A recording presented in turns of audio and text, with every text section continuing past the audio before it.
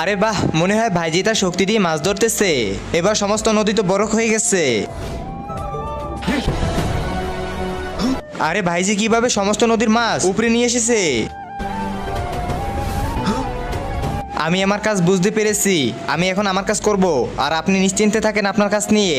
আচ্ছা ঠিক আছে, তাহলে যাও। ভাইজি এসব কি করতেছে? আমি তো কিছুই বুঝতে পারতেছি না। স্যার স্যার, আমরা তো এই নদী থেকে প্রতিদিন মাছ ধরতে আসি, আর আজকে দেখি সমস্ত নদী বরফ হয়ে আছে। এসব কি হইতেছে? এইসব কিছু আমাদের ভাইজি করতেছে। ওর কাছে ম্যাজিক পাওয়ার আছে, আর ও এটা ভুল পথে ব্যবহার করতেছে। কি বলতেছেন এটা? হ্যাঁ দাঁড়াও, আমি এটা আসল ঘটনা বের করতেছি। কি আমার পিছ লেগেছো?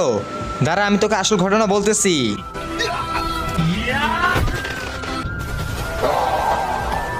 আরে বাবা রে, এটা আবার কে?